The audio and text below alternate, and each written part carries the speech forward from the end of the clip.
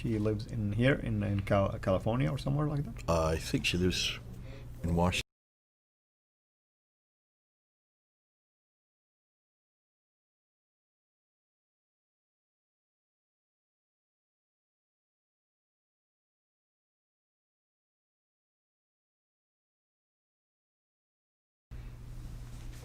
Well, hello everyone. This is Fadi, and I will welcome you back to another live stream. I can't even talk anymore. It's been a long day for us. Myself and Dr. Jay have been recording a lot of videos today, and we are going in the first part of this live stream, which basically will be exactly like yesterday. We're going to do two parts. The first part will be about 24 minutes. And then we'll take a quick 1 minute break, and then we'll jump into the second part. The reason why I do this, because I'm also recording for my radio show or podcast called Let Us Reason.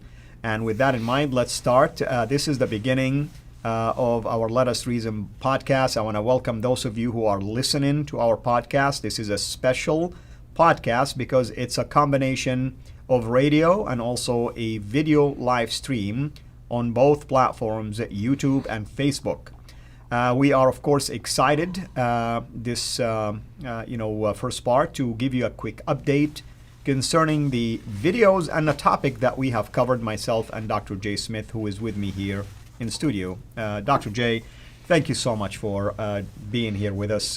It's always really exciting and a joy to have you, and the amount of information, especially new data that you present in such a way that simplifies a lot of these complex issue that I doubt a whole lot of people have even the foggiest idea where to go and find it. And even if they do, how can they even make anything out of it? So can we give our audience a recap of the topic of the search for Muhammad? What did that even mean? Why are we focusing on that now? And what did we cover? Yeah, this is we have been working on for 2 days, but this has all come out in the last year. The last 11 months, when we started introducing the coins on Pfanderfilms, we got an enormous amount of reaction, great reaction. This is the kind of thing you want. Most scholars, when they introduce something, they write an article, they put it into a journal. The journal then is published. Other scholars read it, they start to react, they write other articles that rebut it, and that may take, give me Dan Brubaker when he wrote that, his book on the 20 different, well, this one right here, I got it here. Well, I had it right here. This one, 20 different corrections in the early Quran manuscripts. He did this in May of 2019. That's right, and you and I were here when it was getting ready to be published. Oh, I actually introduced this from Speaker's Corner the day it was published, 2 hours after it was published. Right. Hutton and I were on the ladder introducing this book. That's right. Now, how long did it take before people started rebutting it? It was Sidki, Haitham Sidki, his came out in December. So you're talking about June, July, August, September, October, November. That's 7 months before someone finally wrote a rebuttal to that. Now, how long has it taken for Dan to respond to that rebuttal? He wanted to do it immediately. The journal would not let him take it. That's the problem with this kind of peer review. The journal which this was written in, the confronting of this, would not even accept Dan Brubaker's response to it. He is finally going to another journal. It looks like it's going to come out either this month or next month. That's a year and a half later. You have to wait a year and a half to get this engagement. Now, on YouTube, we get it immediate. And that's the great thing about YouTube. We can get this kind of material. And so people started writing in. They started putting comments in the text. I can see some of the people here right now are probably of that group. People like Mel from Sneakers Corner. He was the one who I'd known from earlier because he used to come to Speaker's Corner. He's a playoff on that word. And he used to come in the crowd, and we would go out for dinner afterwards, and we would talk. And he was very interested in the historical critique. And he had already done material on historical critique. But it's only this year that he has really raised up an awful lot of these questions. Now, without not my knowing it, he actually went and put a whole team together of scholars who are working on this and have been sometimes, in some cases, for 20 years have been working on it. Bala from India, you have Murad from the Middle East, Joe from Europe, but also from parts of the Middle East, that's where he has been headquartered. And then now from France, we have Odin Lafontaine, and he has an entire group of his own who have come on board, and they're all zeroing in on this material that good old Robert Spencer introduced back in 2012. Yeah, did Muhammad exist? Exactly. That was what started the impetus to this question. It's not that Robert Spencer began this. This has started long before him. There were many scholars like Noldecke in the 1920s, Schacht out of Germany in the 1950s, Arthur Jeffrey out of Australia in the 1930s. But all of those are academic sources. They're all academic sources, and academic sources remain in academia. Exactly. Patricia Corona in 1977 with Michael Cook writing Hagerism, which asked the same question. They didn't say, did he exist? How did Islam begin? And that was what Hagerism was all about. And they said this is a what-if scenario. They said it almost in the introduction, a what-if scenario. And that's what we're asking. This is a what-if scenario. From all the evidence that we have in our hands today, what exactly happened? Because we don't have any material that Islam produced. Any of these writers, any of these people who were there at the time of Muhammad, who were actually living at that time, we didn't have any of their material that we can go to ascertain what's going on. She did that in 1977, and Michael Cook, they were lambasted, they were vilified. People have said they have now reneged on almost everything that they wrote in Hagerism. No, they did not. They just reneged on the idea of Hagerism. That's the only thing they reneged on. They did not renege on any of the articles and the material that they came across that they introduced in Hagerism. Hagerism is an amazing book just because it deals with history from the 7th century.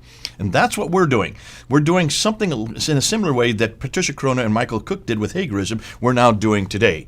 And people like Joe from Wickenoa, there he is. You can see he's got his name up there. Look at him. Joe has an amazing mind, and it's these guys with these minds who are much quicker than mine are and much younger than I am, who are able to go and piecemeal much of this together, going from all different sources, bring it together and saying, how about this inscription? How about this piece of literature? How about this letter that was written? What about this artifact? What about this these coins that you're coming across?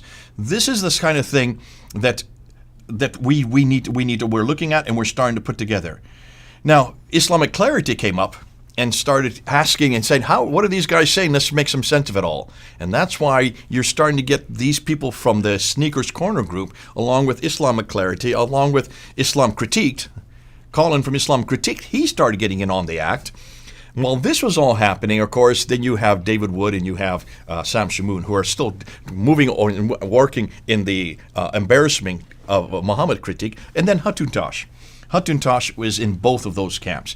And Hatun has probably been my greatest stalwart and one of my greatest colleagues. We have been working now, I say, about almost 7 or 8 years together. And she is able to do and get much material together much quicker than almost anybody else I know, just because she doesn't go to sleep at night. I don't know how she does it, but she doesn't sleep for about 4 nights a week. 3 or 4 nights a week is all she needs. The rest of the time she's up studying. Do you know Detective Owl? Say it again? Detective Owl will know. Okay, nice to meet you, Detective Will. Would you shout me out, please? Here you go. You get a shout out. I need to know who you are. We'll go up. Do you have a YouTube site? If you do, your channel, give us your channel, and we will make sure that we will highlight it. I just assumed you knew him. So here, this is see what's happening here. Now here's someone else, Detective Will. We'll look out and see what he's doing and see if his material can be sourced. I'm not interested in people who just want to make names for themselves. I want interested in people who are actually doing the hard work, who are actually compiling. And what we didn't do, people like us in Sneakers Corner, we come to conclusions on it. And that's what we've been doing in these last episodes. We did 17 of these episodes where we looked at all this material, and then I threw it at you. That's the first time you've heard it. That's what you're saying. It's the first time I'm hearing it. I wanted you to understand it because you understand the background to it. Also, this is your area of expertise because this is what you're doing your doctoral thesis in. That's right. You're looking more at the manuscript section, but you can see that if you bring this all together, bring it into a group, we get peer-reviewed almost within seconds, if not minutes, if not hours. Meaning we don't have to wait months. We can know what we're saying is correct. Now, what we've been doing in the last 2 days is putting out what we call white papers. For those who don't know what it's on, I want to explain to people what we mean by that, Jay. White papers is what the British government does all the time. Whenever Boris Johnson has a new idea in his cabinet, he's not sure that it's going to run. So what he does, he leaks it, or he has someone in his cabinet or someone in his office leak it to the press. The press puts it out there. And then they look at the reaction, and they see what the reaction is. Is this viable? Does this make sense? Are we going to go with this? Do we have the country with us on it? Have we really crossed all our T's and dotted our I's? And once they see the reaction and they see whether or not this is viable, then they either go with it or they shelve it. But then they cannot be held responsible for it. And that's what we're doing here. In some ways, we're putting out and saying, Here's all the information. There's an enormous amount of information. It's coming out of the woodworks. It's coming out of the, it's coming out of the sand. It's coming out of rocks. It's coming out of coins. It's coming out of all kinds of inscriptions. We don't know how to interpret everything we're doing. We're going to put it out there as a white paper and let you all react, and then look and see how your reactions are. See if we are saying the right things. And in some ways, with the pandemic suddenly descending upon us there in March, everybody was at home. Everybody was on the internet. We just looked at all your statistics for your channel. Notice how immediately in March, everything rose and just grew exponentially. And you can say something about that real quickly. What happened I mean, what starting in happened March? is, as you know, every few months you and I will get together in the studio and we would go ahead and record a large number. I mean, sometimes we record between 30 to 40 videos, including the Arabic that I do, including other things that I do. One time we ended up doing 55 videos in a span of 4 days. And then we begin to release them. But when the pandemic hit, I realized that we have to continue the ministry, and I love media, and we need to take advantage of online. That's when we came up with, and thanks to you, you recommended a platform, StreamYard, that I ended up using, and we start to do live streams. And that's when we see the trajectory went upward for viewers. With your beautiful living room sitting behind you, which is absolutely fake. He has no living room sitting behind you. People think I'm that rich, and I'm like, hey, everything is fake about me. You notice no one ever walks behind you. There's no dog. There's no action ever going on behind you. It is static, proving that it's nothing more than a green screen. But it looks very real, and it gives you a nice homey atmosphere. Now, what's fascinating is since March, all of us have had to upgrade. David Wood has, so has Sam Shamoon, so has Hatun, so has Colin. All of us have had to put out a lot more videos because everybody wants it. They've demanded it.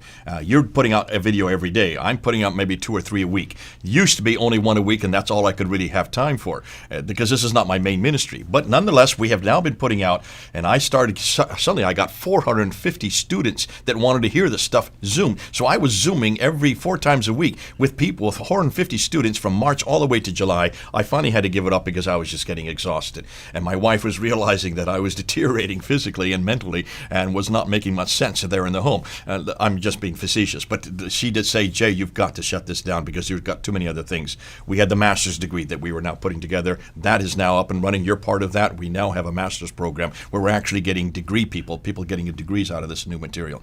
But that was all happening because of the pandemic. Now, I'm not going to say thank God for the pandemic. Please don't ever. In fact, I shouldn't even say it because someone might take that and quote me on that.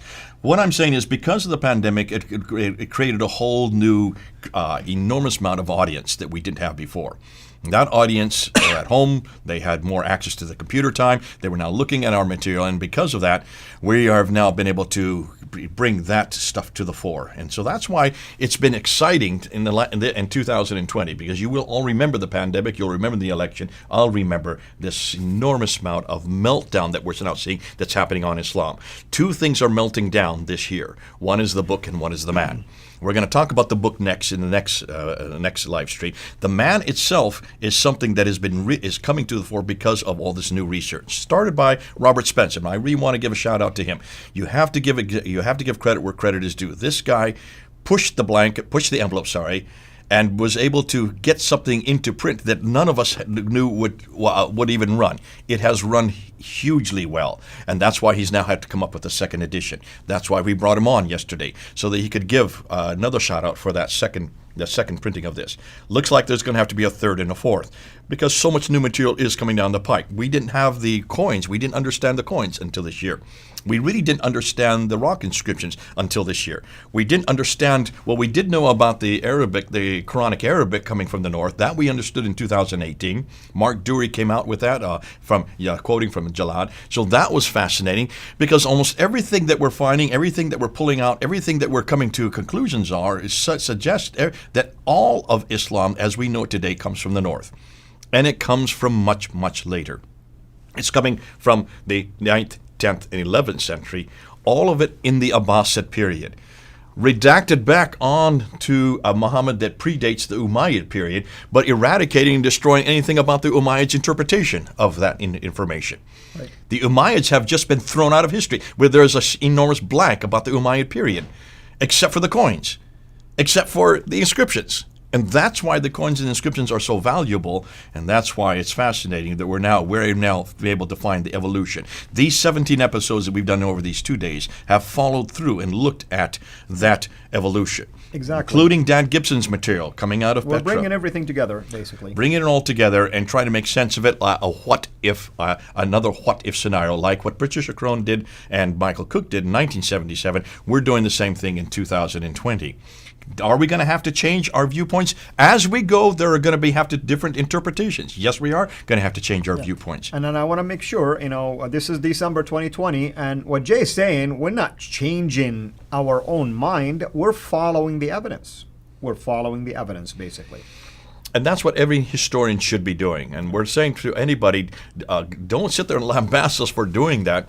You may not like our interpretation of it, then you interpret it. But first of all, look at the evidence.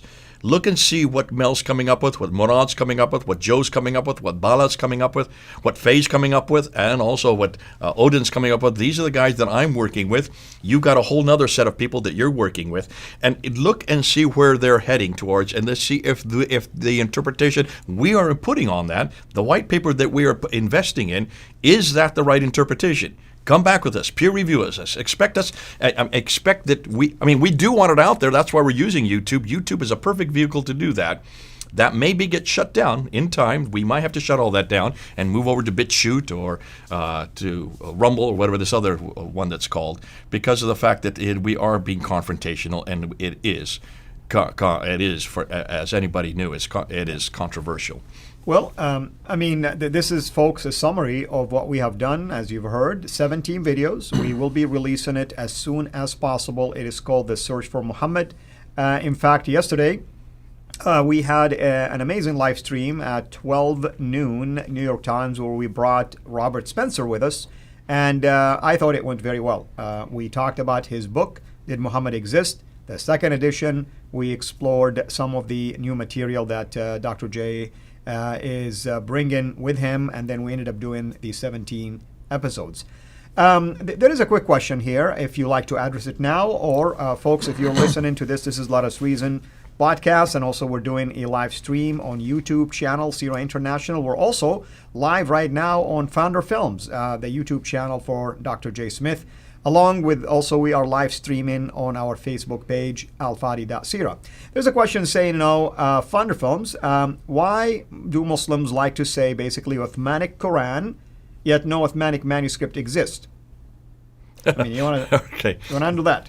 Very simple. They have to say Uthmanic Quran because the traditions refer to it. The tradition from the 9th and 10th century, if that's the only narrative you have, and they have been told that they're actually, why don't they call it, what about the Abu Bakr Quran? What about that one? They've thrown that one out, and they're only going with Uthmanic. So if it's saying that the final codex or the final canonization of the Quran is Uthman, then they're pinning all their hopes on that manuscript. Where is that manuscript? Remember, here's the difficulty. You cannot say that the Topkapi Samarkand, the Petropolitanus, or the Husseini, or the Ma'il, or the Sana manuscript could be that, because that's been already disputed by Uthman, Altıkılıç, and also Turkish, by Ekmelettin Hasanov, the two Turkish scholars right, who completely threw that out of the water in 2007. Right. So we no longer say that. 13 years ago, they pretty much definitively said there is no Uthmanic recension. Are Muslims still saying it today? Yes, they are. We can't stop them saying it. But what we can ask them is, okay, and have you noticed how many times have we asked this? If you do believe in an Uthmanic recension, show me one manuscript that supports what you're saying. Show me some evidence from 652, 650 of 114 surahs that are just like this Quran that I have here in my hand today. This and I'm is the glad Huff you brought Steps. this up, because people sometimes pick on us when we say 7th century Quran. Here's what we mean. Exactly what Dr. Jay is saying. Complete Quran has 114 surahs, chapters, that is exactly identical to the one he's holding in his hand. No, That's they always what say, we well, mean. the Birmingham Folio is it. The Birmingham Folios, no. The Birmingham couple of Folio pages? is just 2 pages, front and back, about 30 different verses. They're from Surah 18, 19, and 20. These are actually stories that predate Islam. Let's take a look at Colin. Colin's telling us that, and thank you for the super chat. He's saying that Qadhi is actually doxing people now. Oh, now what do you? Okay, where is he doxed people? This is new to me. This is Yeah. something else. If you could explain that to us, Islam. Which basically reveal information about phone number, address, things like that. I know what doxing means, but I didn't know that he was actually doing that. Yeah, apparently this is something that maybe he did. Colin, can you explain that to us, please? I mean, we're going to be here for at least another 40 minutes or so. I mean, is this something probably that he just did recently? Well, that's sad if that's the case. Yeah. We do know that he was supposed to have given a paper at ICSA, which is just 3 days ago, and he refused to come. He was one of the keynote speakers. People that were at it said, where was it? He pulled out of it in the last moment because he said it's going to be Zoomed. He didn't want to be Zoomed. He didn't want people recording him. So that seems to be suggest to me that something that from what happened last Thursday, a week ago, right. Is now coming back to hit him. So possibly that was then. Islam Critique says he tried to dox me. Islam Critique on Twitter. Okay, wow. So that's what you're talking about. This is really low, especially for someone who claims to be a scholar, a graduate of Yale, to take a route like this. That's embarrassing, actually. This sounds to me like this is desperation. And I can't say to speak to it because all I can say is what we know of what he did on. And we're going to talk about that in the next hour, so I don't want to get into that right now. Exactly. Well, anyway, folks, we have about 4 minutes left before we close the first part of our podcast, Let Us Reason, and also before we take like the 1 minute break between the two video live streams. I want to thank those of you who have decided to become members of our Patreon team. I think we are now down to about, I'm going by memory, folks, forgive me if I'm wrong, I think we're down to about 54, basically that we still need to meet our 100 patrons goal. We started about a month ago, looking really for patrons to join our team. So we're down to 54. So in other words, we accumulated at least about 46 so far who decided to join the team. We thank you so much for this decision. And again, it's not about how much money we're asking people to commit to, because they could give as little as $1. But we want to have more people. And here's how we can benefit from having a team on Patreon. Yes, the financial support is going to be extremely helpful for us, given that things getting tougher and tougher and tougher, of course. We want to always have resources to allow us and enable us to do these amazing videos and bring amazing teachers and speakers like Dr. Jay and others. But most importantly, this means that we are automatically broadening our platform, because now we have more people like yourself who are part of our team. That's why I call you part of my team. You can take these videos and now spread it even further. Some of you have reached out to me to do subtitles in different languages. Absolutely. We get permissions to a number of you to do it in different languages.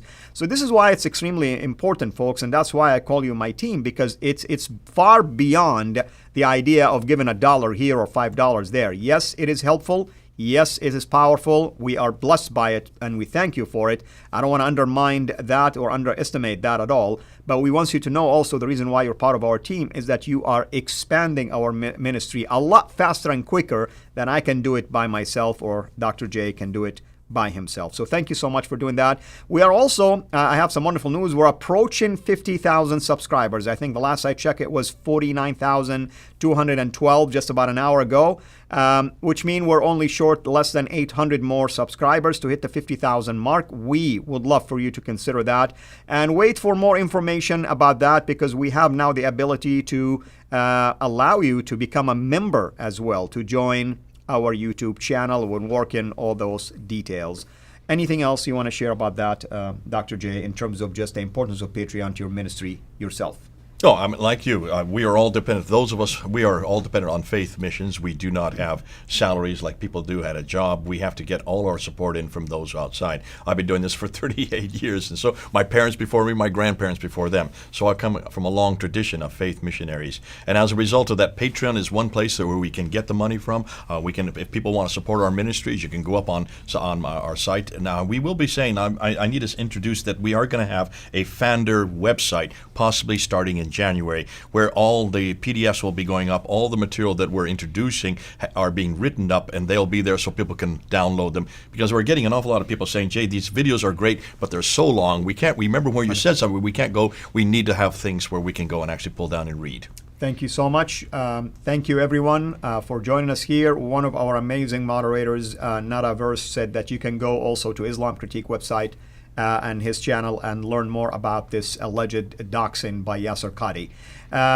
For now, we're going to close this first part of our Let Us Reason podcast. Please, if you are watching this live right now on our YouTube channel or Facebook page or at Pfanderfilms, we would like for you to wait for at least a minute and we will resume again. Thank you again for joining us. This is Fadi. Thank you. God bless.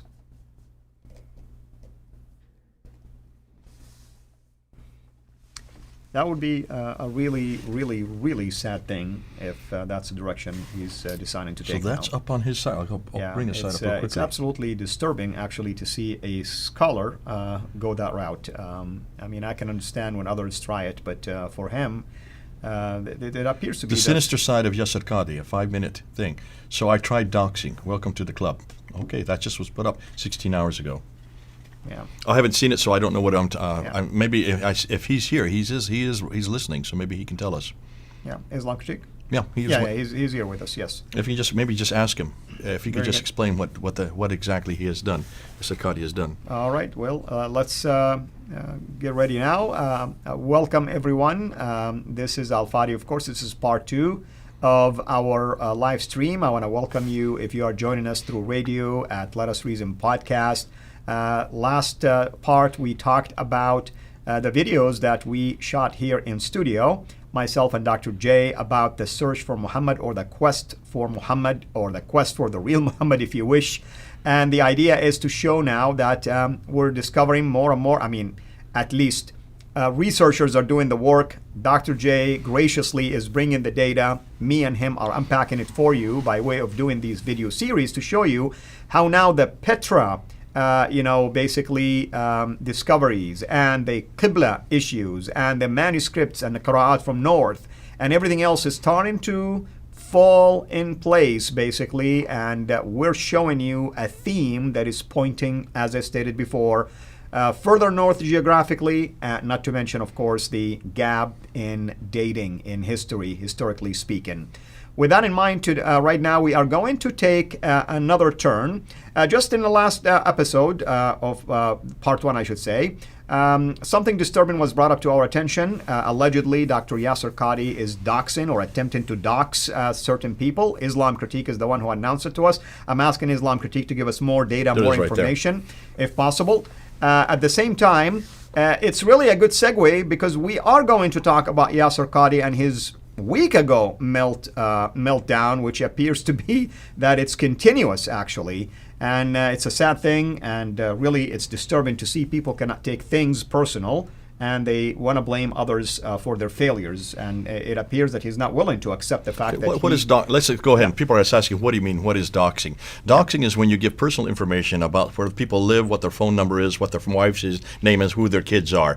Now, for most people, they will say, well, so what? So who cares where I live? For those of us who are working in Islam, especially in the Islamic world, those of us who are confronting Islam publicly, we can be killed for what we're saying. And we know about these lone wolves. There have been case after case after case of lone wolves who have gone after people like us and who have killed them. Not so much here in the United States yet. That's why Americans aren't aware of this as much. It's happening more in places like Britain. Hatun Tash, they have been attacking her. Now, I have not permitted to tell you everything that's happened with Hatun Tash because it's in police hands at the moment. But she has been attacked and physically attacked numerous times. She's had her ribs broken. She's had her foot broken. She's had her neck broken. Finally, the Muslims now know where she lives, and the police now are saying they can't even protect her. So when you dox somebody, you're now saying where they live. You're now saying where you can kill them. And you can now say where you can hurt them and you can intimidate them. That puts our life in jeopardy. And this is unique to Islam. We don't do this as Christians. I don't know of anybody that would go and hurt somebody or kill somebody or even maybe harass them verbally. I know people will do that, but nothing physically and nothing to endanger your life. Only Islam does this, and you can see there have been case after case. Remember this French fellow who put and talked about the Charlie Hebdo cartoons in his class. The very next, a few days later, lone wolf, who had nothing to do with this man, he had never met this man, took a train, went down to the city right outside of Paris, and he killed him and cut off his head for daring just to put up those cartoons. You're talking about the French teacher. The French teacher. Right. This is in France. Recent. Yeah. That just happened a few weeks ago. Yeah. How did he know where this man lived with? Because people had said where he was. He went up to some students and says, where is this man? Where is this teacher? And they pointed him out to him. And he just went and killed him. And of course, that is how simple it is. Once you dox somebody, once you then show where they live, and once you know where they work, what their phone number is, that means anybody that Yasir Qadhi is now putting that out. If he's putting that out in public, anybody can come and get you and get us killed. And that's why it is much more serious for those of us than, say, someone like Yasir Qadhi. That is irresponsible of him to do that kind of stuff. I assume that that's what he means, and I'm waiting for Islamic critique. I think what Islamic critique just said is that actually the wrong person got docked. Yeah. So, tell us a little bit more about his recent meltdown when he basically said nasty things, sadly, about you, Dr. Daniel Brubaker, and David Wood. Yeah, I mean, the stuff that he said about us, I thought it was rather, in some ways, he gave us a real gift by doing that. I can understand an academic not getting into this kind of debate. Dan Brubaker has been very careful not to respond in kind. I've been very careful not to respond in kind. We don't do that. There's no reason for us to do that, to sit there and call people names and all these, to take a dispersion against their academic credential or whatever. What happened, I think, in that period is because there has been 5 months since June 8 of attack after attack against Yasir Qadhi from within his own circles. And we saw that almost immediately when he put that interview up on his site. Mohammed Hijab put it on his site, 2 different sites. The comments were there for the first 1 or 2 weeks. And we saw the comments, you saw the comments, I looked at the comments, and I noticed that these comments were mostly from Christians who were confronting Yasir Qadhi for making such an admission.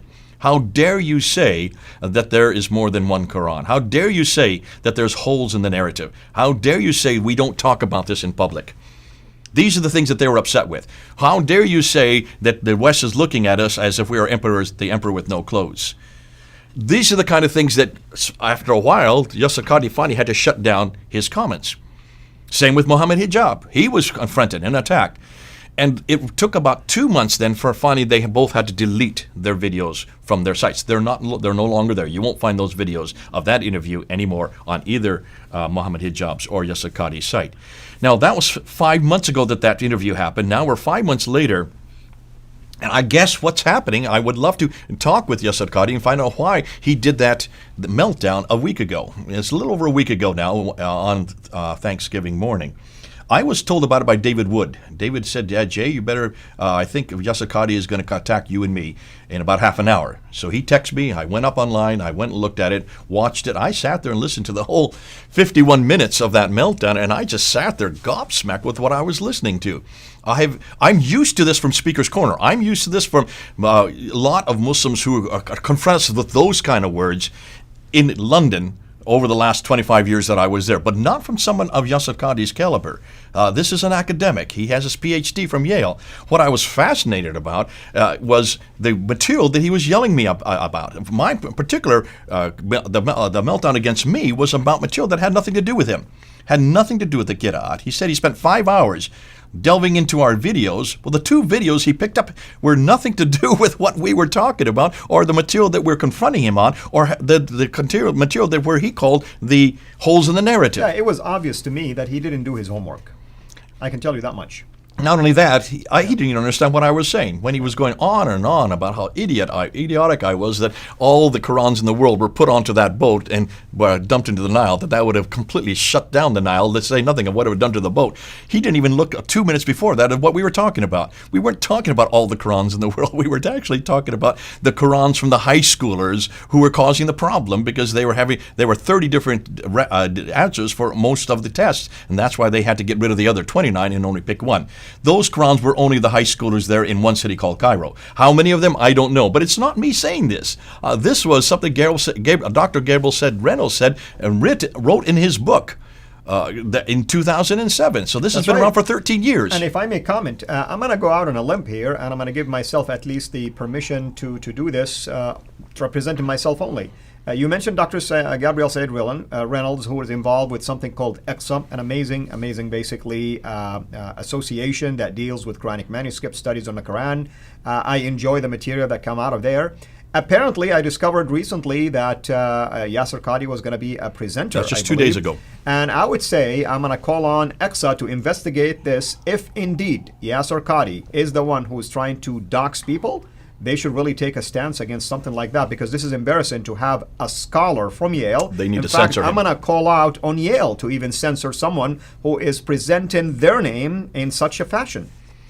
Okay, it's interesting because in that meltdown that he had a week ago, he does talk about Yale, and he also talks about Rice University, although he didn't give the name, the university where Dan got his doctorate from. And he threw aspersion against Dan, saying he doesn't know Arabic. Now, come on, please. How do you think he has done 10 years looking at 10,000 folios, not 10,000 manuscripts? Completely got that wrong. No way that Dan looked at 10,000 manuscripts. He looked at 10,000 folios, which are pages from manuscripts. And that's why Yasir Qadhi made mistake after mistake after mistake. He was really confronting me on the word Baghdad. Why did I use the word Baghdad and why did I use the word Cairo? Since Baghdad and Cairo were only introduced in the 9th century. And I couldn't believe that he was making this, that he was having this problem. We always do that when we're looking at a map.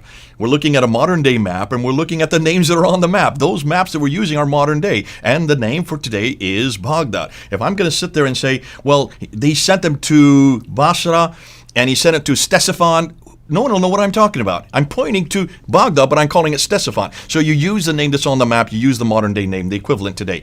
Obviously, he thought that Cairo was the name that was in the 7th century. That he got wrong. No, that is not the name for Cairo. It was Fustat at that time. The Arabic reference where the Arabs lived was Fustat, not Cairo. So he made a mistake in his doxing. I'm not doxing, in his confrontation. I mean, he's upset that you didn't use the Arabic name Al-Qahira for Well, it. that's just the Arabic equivalent of Cairo, isn't it? Exactly. I mean, which is kind of laughable, actually, when you ask me.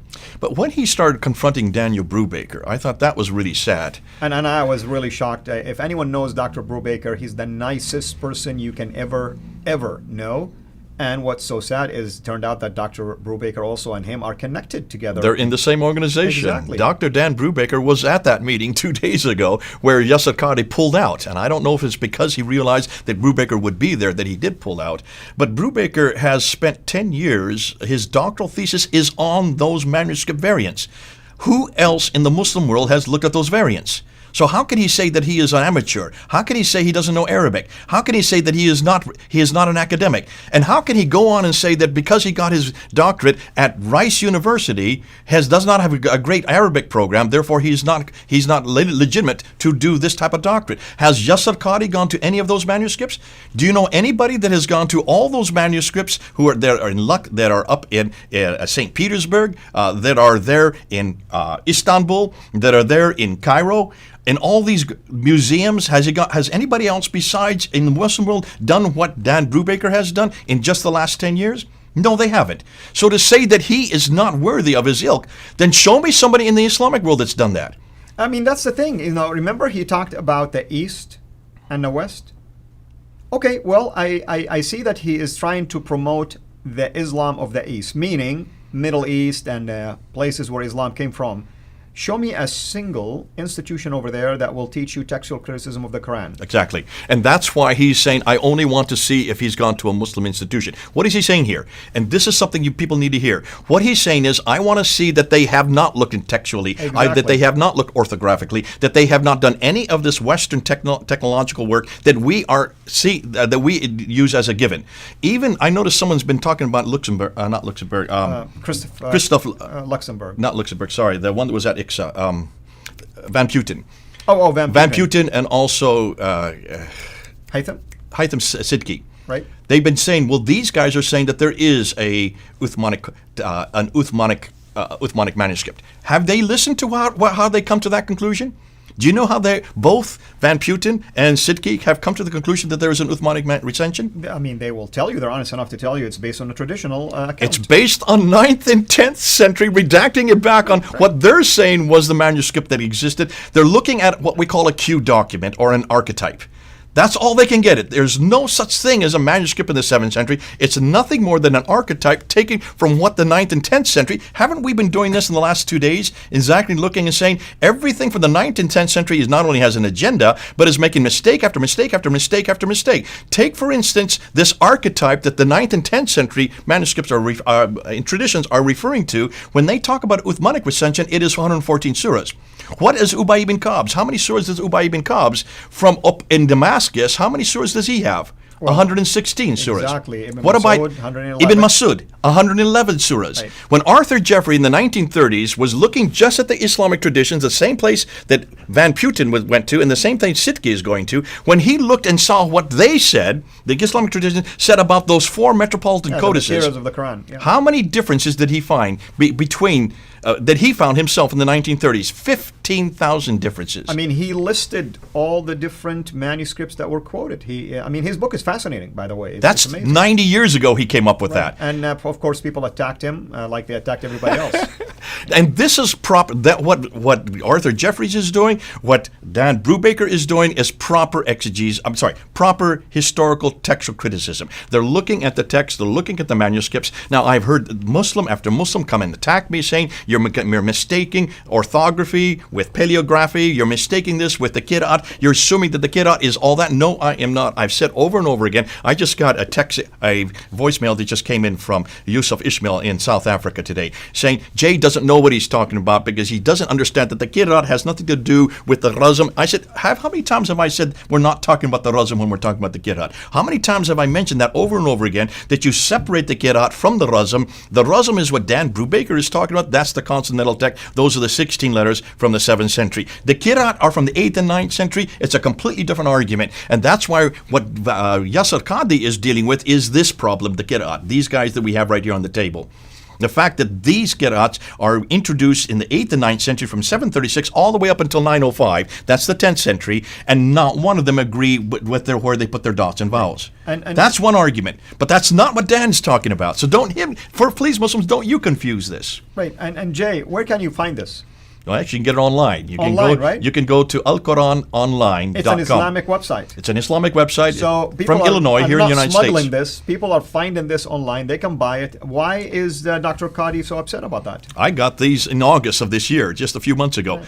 Yasir Qadhi needs to know that these still exist. Now, these are things you can buy online. I would encourage people to go and buy them. Listen, let's go and look at them and then just do a comparison between just these two here.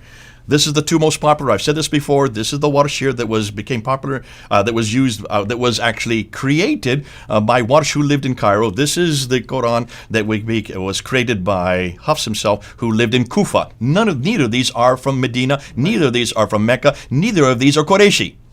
Ooh, that's interesting. And yet these are from 796 to 812. Look at these two and how many differences are there between them. How many textual differences are there from the dots and vowels? 5,000 differences. Now, that's what we're asking. That's what Muhammad Hijab wanted to know. That's the question he asked at the very beginning. Why is it Yasir Qadhi cannot answer that? Because his response that he gave at the end of 25 minutes is they're all the Quran, without realizing you cannot say that anymore today, because we now know that there are 93,000 differences in just 23 of them that we've looked at. Is he saying that all 93,000 differences are the Quran that exist in heaven? Now, Muslims will come back and say, you're getting confused again. There are no dots and vowels in the Quran in heaven. Absolutely. So these are man-made differences. All of these differences, the 93,000 differences, all of these Qira'ats, they all have the names of the men who decided where they're going to put those dots, where they're going to put those vowels. They only begin to appear in the 9th and the 8th century up until the 10th century, obviously proving that many men had different ways and different of reading the Quran. That's what we're trying to tell people. There is no one Quran. When Yasir Qadhi has said over and over, how many times has it been videoed, saying there's not one letter, not one word different, and yet we have found 93,000 differences. Just 5,000 between these two on the top. Well, how is it that he's not listening to us, and how is it that he can still say that there is not one letter and not one word? Well, the only thing he can respond is by doxing people, it looks like. Yep. Philippian 210, thank you so much for the super chat and for the shout out for us. It's really disturbing to me because I look at these publications and I call it at least an honest publication. They're telling you, right? You open this, This is basically is describing to you. This is the reading. I like the word riwaya. I mean the story of the Quran or the content being told according to Warsh. Right here in the middle, they tell you where there are differences on the side. This is what I consider to be honest publication. Why? Because they're sharing with you what is known altogether. Why would a scholar who graduated from Yale, and in fact, I find it really hypocritical if he is critiquing Yale, why did he even go to Yale to get a degree? Why didn't he go to Qura, where I went in Mecca? Why didn't he go to Al-Azhar in Cairo to get a degree if he's really that upset about Western institutions? And why did he diss Yale in his meltdown last week? Right. It's obvious he is having a problem, and he's having this disconnect, and you can see there is cognitive dissonance going on within his own mind because he is trying to appease both the West and the East, and that came up in that interview. You belong to the East, talking to Mohammed Hijab. I belong to the West. The June interview. That's the June 8th interview. And he's saying that this is a real problem. And we saw that immediately. I brought that up within the next day. I said, can you see this discussion that's going on between the East and the West? Right. The East that he's referring to, that Mohammed Hijab belongs to, I would say it incorporates about 99% of all Muslims. The vast majority of Muslims would belong to that group who do not question this. They have a respect for it. They go up to that red line and not beyond. They will not go beyond that red line and ask the question that should be asked. Yasir Qadhi, however, lives in Houston. He lives here in the West. He was supposed to have been in Iqsa 2 days ago. It's obvious that he lives in a different world than Mohammed Hijab, and that's why he's saying, we don't talk about this in public. Take my course, we'll do a deep dive. He's referring to his course where that would be uncovered, but he even made 3 gradations as to what they do with this type of material. He said for the new ones who've just come into Islam, we don't even mention it, we don't even bring it up. And then for the ones who are a little more intermediate, they've been Muslims for a long time, we say just memorize it, don't ask questions. For those who are more advanced, he says, then you take my course and we'll do a deep dive. So he made 3 different gradations. Have we had this kind of distinction in Christian theology or in our seminaries? Are there such a thing as 3 gradations of what you tell and what you don't tell? Have you known of any theologian make that kind of statement? Can you imagine? When I went to seminary, actually, my favorite classes that I've taken was a textual criticism of the Bible, Old Testament, New Testament. You know why? Because it strengthened my faith, actually. Yeah. It strengthened my faith, rather than to make me doubt my faith. What Yasir Qadhi is saying, you know the truth about the Quran, you're going to leave Islam. We're not going to help you do that. What an admission. I remember after that, I said to my wife, I said, wow, that interview, I couldn't have written it better if I had written it for him. He just admitted one thing after another that we know exists, but no one has dared to say this in public. I said, God bless Yasir Qadhi for being honest. Little did I know how much the reaction he would have got from the rest of the Muslim world. Absolutely. Little did I know how he has now turned almost 180 degrees, and now he's dissing the very institution that he said he got his doctorate from, like Yale, dissing Rice University, dissing anything in the West that he represents, and it looks like he is trying desperately to try to get his notoriety back again amongst the East. He's probably got attacked by the Muslims after his admissions in June. That you see what happened when you go to Western universities, you begin to attack your very faith and your book. So now he's distancing himself from these institutions that he probably used and made a lot of money because he put that title next to his name. Yeah, and has used. And this is what's fascinating, because even Mohammed Hijab asked us, what happened? What was that crisis you had at Yale 25 years ago? Exactly. Didn't have a crisis of faith, he said. He did. No, I had a crisis of knowledge. The knowledge that I was receiving caused the crisis. Well, how did he resolve that? It looks like in 25 years he still has not resolved it. Because when Mohammed Hijab asked him to write in his hand, what is it that he's going to ask? What is it? Where is this Quran that is in heaven? Where is this Quran that exists, that was given to Muhammad, that exists there in this archetype that comes from 650? We're going to have to call it archetypes, or the Q document. Let's call it the Q document. Where is this Q? There. Now I've come up with my 6th Q. The Q document. And that's what we're going to look at next. Where is this Q document that supposedly has been attributed, that is always attributed to Uthman, that does not exist? Can you find that Q document? He realized that he cannot answer these questions. He hasn't been able to answer these questions. He struggled for 25 minutes to keep from answering these questions. And finally, when he did answer it, he said, they're all the Quran. A little bit of here, a little bit of there. Take a little bit of that. Why not a little bit of Hafs? Why not a little bit of Warish? Why don't we go to Qalun? Yeah, let's get a little bit Ibn Athir and Ibn Amir. Let's go just put them all together, mix them all up, and that's the Quran that exists in heaven. That's right. Brilliant. That's right. Well, brother, thank you so much. If you are listening to us on radio at Let Us Reason, then this is approaching the conclusion of the radio side of things. If you are joining us live on YouTube and Facebook, please stay still, because we will continue right after the conclusion. As always, I want to remind those of you who have yet to subscribe to our YouTube channel, Sira International. Of course, I want to encourage you to subscribe as well at my brother's YouTube channel, Pfanderfilms. And we encourage you also to become a Patreon patron. This way you can become part of our team, spread the good news, spread the work and the videos, and if the Lord puts you in your heart to support us financially, you can give, believe it or not, as little as $1. And maybe it's $1 from your perspective, but imagine when you have more people, then we are able to produce these videos, quality speakers, quality content, quality videos, and that's what we're going to do to serve the Lord. Thank you so much, of course, for joining us. Please stay tuned with us after the conclusion of this radio. Thank you. God bless. Okay, everyone. We're going to continue for a few more minutes. For those of you who are live right now with us on YouTube, my YouTube channel, Sira International, Pfanderfilms, Dr. Jay's YouTube channel, and also my Facebook page, Fadi. By the way, I do live streams on a weekly basis, and usually I even go basically live on 3 different platforms, and I'm going to expand it now to allow me to go to up to 6 different platforms. And we are going to do a lot of variety of things. One of those things is that I'm going to start to bring a former Muslims who are believers in Christ panel once a month, where we will discuss different topics. Every time we meet, we probably will have a topic and allow people to interact with us. We are going to continue, myself and Dr. Jay, to do a lot of live streams on a weekly basis. Hopefully, if he can join me weekly, but at least once a month maybe, or twice a month, to continue to unpack some of this new material, because I have a hard time keeping up with him. He's always ahead of me, so we want to bring you here to help us with that. So all that to say is, I just lost the respect of Craig Abernathy because I don't have a coaster underneath my pack. I'm sorry, Craig. I will make sure that I rectify you. And there's nothing left in here. There's nothing. There you go. Go ahead. Okay, go ahead. So this is a comment, I guess. When Qadhi files copyright against uploaders, YouTube literally gives him the person's names and YouTube info and their lawyers. Well, that's true. If you have your information on YouTube, YouTube will provide that information. However, you can also request, believe it or not, that YouTube does not share that without getting consent from you. There is an option. At least when I tried it one time, that was the choice that was given to me. Now things may have changed. But as far as lawyering up, I did lawyer up, and I have an attorney who's always on standby because of issues like this.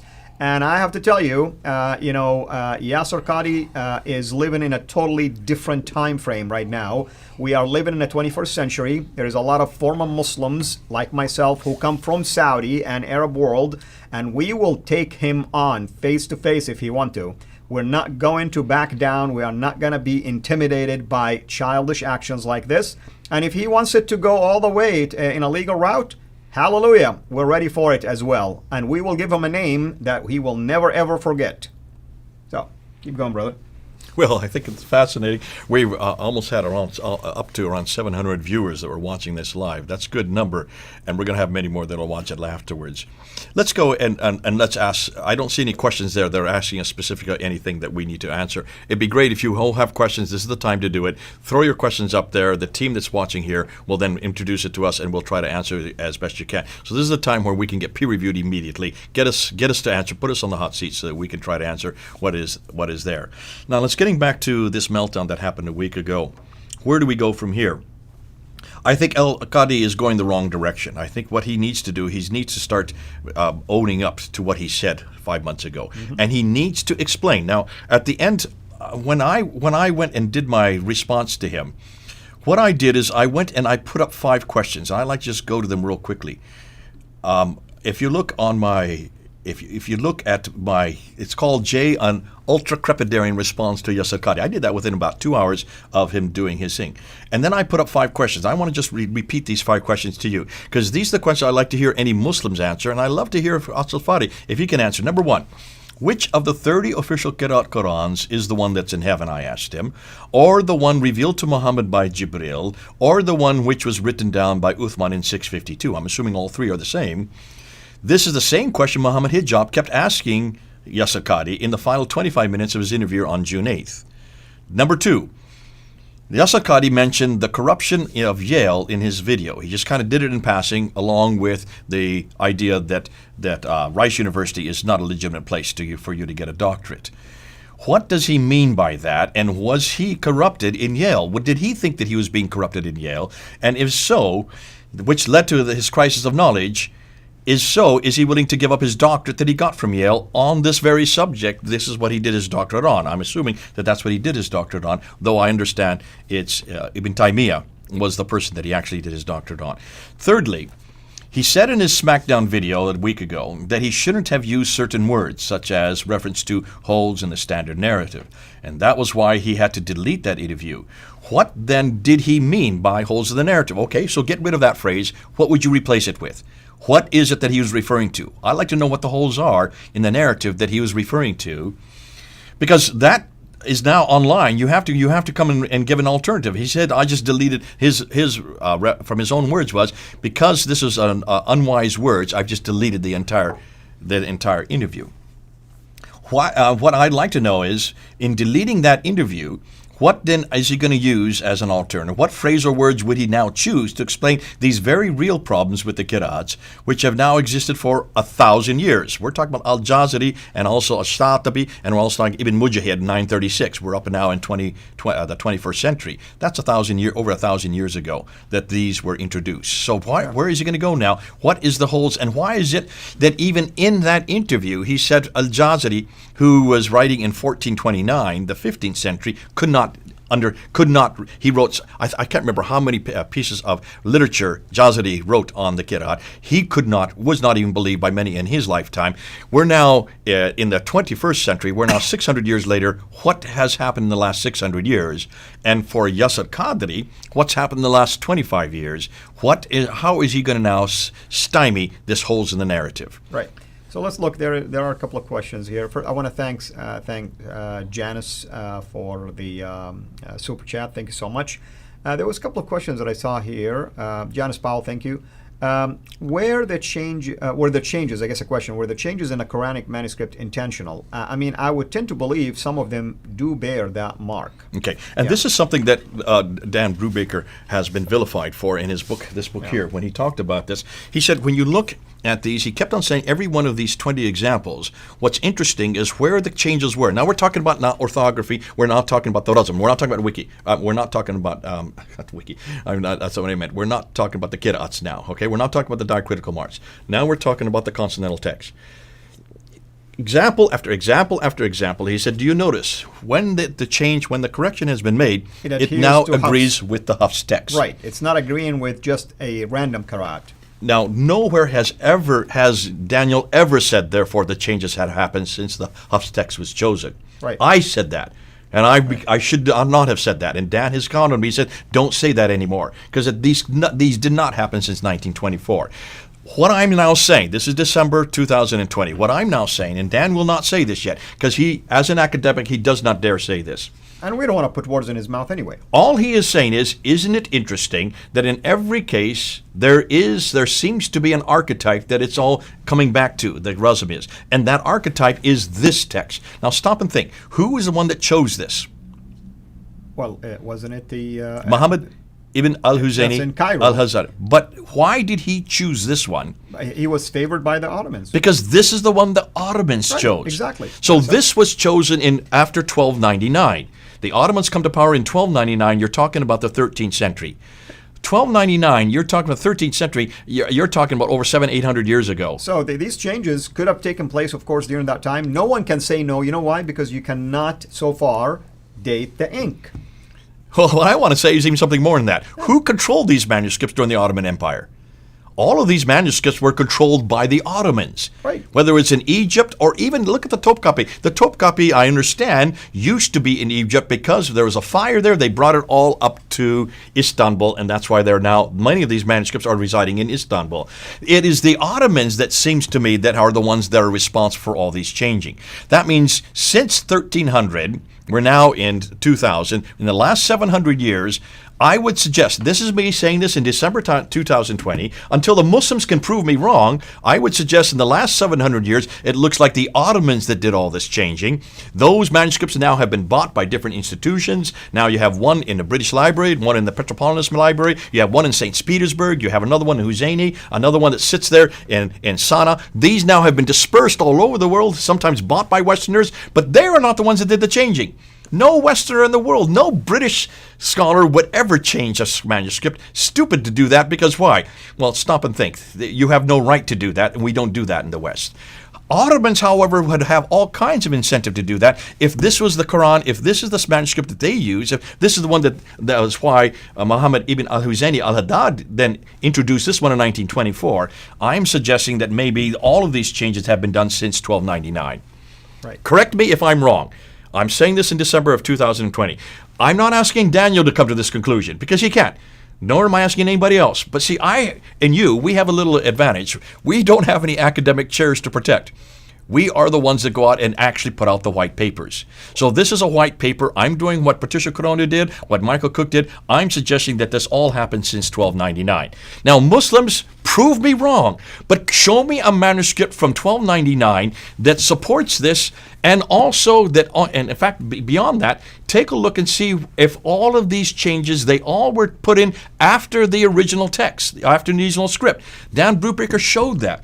Many of these were done in margins. They were done in spaces that don't accommodate it. There's even one like the Bimithli, where you have the Bimithli is put right in between. It's in a smaller script, and it's got diacritical marks. It was not part of the original. So there are intentional changes in every case. I would say every one of these intentional changes was done since 1299. Yeah. Well, we're gonna stay for for 5 minutes more. There is a comment, I guess, or question, Mr. Fadi. You look great again in Arabic attire. Thank you.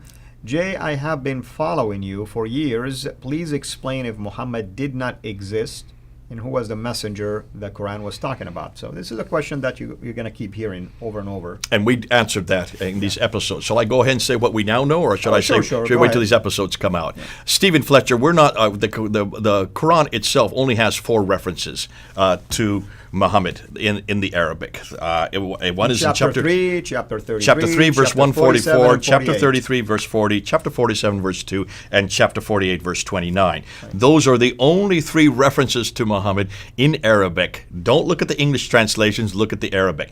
If this man is so important, why is there only 4 references? In every one of those cases, we've already done a video on this. Murad, who has been studying the Quran for years, he is he speaks Arabic fluently. He speaks also and understands Aramaic. He has gone back and said, when you look at these verses, in every case, you will find that this is the Blessed One. This could be anybody who is the Blessed One, who is the messenger of God. The Blessed One, who is the representative of God. In almost every case, this could also be Jesus. So it could be anybody. Now, am I willing to go on and say that I agree with that? I don't agree with that. I do believe that this is Muhammad the Prophet that's in the Quran. What I am saying, though, is that this Quran was written in the 8th century, not in the 7th century. So by the 8th century, listen, Muhammad was introduced on the Dome of the Rock there on the inner ambulatory in 691. Muhammad's name is also introduced on the coins in 692. Muhammad's name is also introduced by Abdul Malik on the Caliphal Protocols, his Caliphal Protocols, in 691 as well. So in the early 690s, you have Muhammad introduced on the Shahada, on the coins, the rock, and Dome of the Rock, and also on the protocols. That means by the time you get to 720 and 730, where we then start seeing him take a form of a man, you have that 30-year interval where that seems to be where then he is now becoming the man Muhammad rather than just the idea. But then let's go one step further. This is what Mel and Murad and them are finding out. There is someone named Muhammad in the 7th century. His name is Ilyas ibn Qabisa from Tayaye, who was a Lakbit, who lived in Hira, who did exist, who was part of that whole confrontation that happened between the Byzantines and the Sassanids there in 622. And because the Sassanids were destroyed by the Byzantines, by Heraclius in 622, he then is the one that negotiates it. His nickname is Muhammad. So no one suggests that there is no man named Muhammad who is not important. Not only that, he was given the rulership by Khusrau, the Sassanid emperor, and given 30 villages in recompense. He then rebels against the Sassanids because they're now destroyed by the Byzantines, and he then takes on that responsibility of arbitrating between the Jews and the Arabs at that time. He did never call himself a Muslim. He himself was not a Muslim. What is most interesting, he was a Christian. He was not a Muslim. Right. So that's what's fascinating. So we do know what the original Muhammad is, but the Muhammad that you're talking about, the Muhammad you're referring to, Fletcher, is a 9th and 10th century. That's an Abbasid and Muhammad. You need to wait for the series. That's what they need to do. We're all going to unpack that in the exactly. series, yeah. Arkan Amin asked a question. If we can scroll down again, Arkan Sal, he asked an excellent question, actually. I want to run it by you. This is our brother in the Middle East. I don't want to say where he's from because I don't want to reveal the exact location. Here is Arkan. Isn't it sad that we have to do this? Yeah. Arkan حبيبي أخبارك إيش ربي باركك. He's asking a good question. He's saying, could we explain now the division between the Sunni and the Shia views? Is it possible that this is connected to this character, Ibn Qabisa? Yeah, and this is something that Mel and Joe are coming up with, and I'm going to wait and let them answer that. They do a much better job. We're going to be putting that together. Mel and Murad and Joe, the three of them, along with me, are going to do a video just on this. What I can say is look at the Sunni Shiite. That is a political division. That is a political, that looks like it is a political, not division, sorry, exercise. Take a look and see who the Shiites are. They believe that the progeny should come in the line of the Prophet himself, whereas the Sunnis believe no, that anybody can be a prophet. So it's obviously that those through the Abbasids were part of the Sunni, about the Sunni hegemony. However, you need to ask, why is it that there was this problem of progeny? Well, once you have the Prophet, once you've instituted the Prophet, you've got to make sure that there is a family of the Prophet. No, you don't. If you want to make sure that your emperor is the one that is given the authority for running the empire. And if that is the case, you want to go back and you also want to change the stories so they show that this prophet did not have any progeny. Now can you see why you have the Zainab story in chapter 33 of the Quran? That would only make sense if you're saying this man is not a prophet of any of your men. Nobody can be part of this man. No one can be adopted or even from the progeny, and that's why isn't it interesting that none of the sons of Muhammad, that is the Abbasid Muhammad, has any progeny as well. So what this looks like is nothing more than a political gamemanship. All right, very good. Thank you so much. Thank you, everyone. We'd love really to stay much longer, but we have to run back to the studio to do more stuff. But hopefully you're enjoying this. I assure you that during this month we will have a lot of wonderful gathering like this. Live stream can be done from anywhere, of course, and we'll make sure that Jay will join us along with panels and others as well. And we would like for you not to forget, of course, to consider to subscribe to our YouTube channel, Sira International, and we encourage you to become also part of our Patreon team for myself and for Dr. Jay. Thank you so much, everyone. This is Al Fadi here with Jay Smith. God bless you. Take over. Game over. Game, set, match over. Yeah. It's a long day. Over and out.